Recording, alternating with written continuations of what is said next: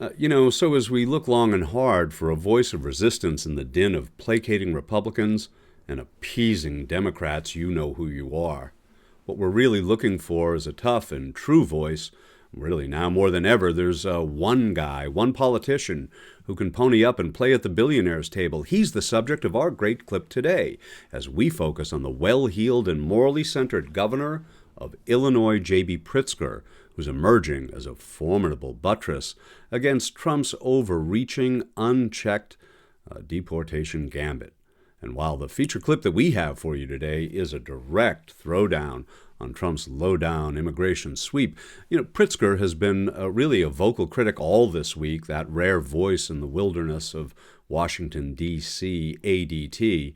Well, you'll see that here and in our great clip coming up. Governor J.B. Pritzker today with fresh criticism of the president, calling for apologies from Elon Musk, adding that his team has been left out of any migrant deportation plans from the Trump White House. CBS News Chicago political reporter Chris Ty here with me to talk about this. We know the two had a fractured relationship in Trump's first term, and it seems like it may be going the same way this time. It seems like it's going the same way, maybe even more heated than 4 years ago, Marie, quite frankly. Up first, the governor talking about the president's order to reverse birthright citizenship. Pritzker's team has been excluded on the rapid-fire policy changes on day one of the new Trump administration. How much dialogue have they had regarding mass deportation in Illinois? None. And I think that's just more evidence of the chaos and confusion that they're trying to sow. We have heard that they're targeting as many as 2,000 people initially in the city of Chicago alone. I don't know whether they'll effectuate that or how. As for the billionaires in the front row at the inauguration, the governor, himself a billionaire, thinks there's a reason they were making nice. Why are these people making nice? They hope to become greater than billionaires. They hope to double what they already have. Maybe some of them have delusions of becoming dictators themselves. Thank you. Well, Governor Pritzker, here's the thing. By being a vocal critic, by standing up to unchecked power, you give others the courage to do so as well. And since the B word applies to you, you can leverage your influence uniquely in a society that seems to worship the almighty dollar more than the insignificant child lost in a world they didn't create. And it's from that powerful perspective that Governor Pritzker lays the smackdown on the crackdown that could simply horrify America. If it happens, just you wait and see. But right now the floor belongs to the brave governor of Illinois as he declares his state will stand in the way of an unconstitutional order. Dana, we're going to follow the law in Illinois and federal law too. We expect them to do the same. I'm very afraid that they will not follow the law.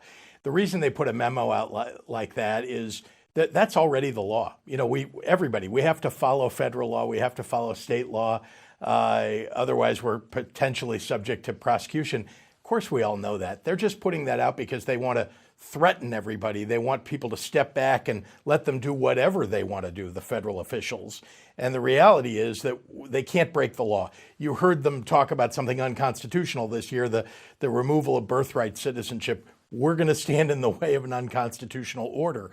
We'll also stand in the way of them breaking the law in Illinois if they're not following federal law. Now, we know that if they show up with warrants to take people away, that we're going to hand them over. There are people who have deportation orders and have had for many years, even during the prior Trump administration, who need to be picked up and who are violent criminals and, again, should be deported. So we're going to do, what we need to do. But we also have a law in the books in Illinois that says that our local law enforcement will stand up for those law-abiding, undocumented people in our state who are doing the right thing. And we're not going to help federal officials just drag them away because somebody pointed at them and said, oh, that person's brown or that person's not from here. Check it out. Maybe they're undocumented. It's the children that always pay the price, the unspeakable terror that they will likely face, the scars of separation that will never, ever heal, the lost chance for a decent life. Well, recently at the March for Life, current Vice President J.D. Vance, well, he had a few things to say about children there. So let me say very simply, I want more babies in the United States of America.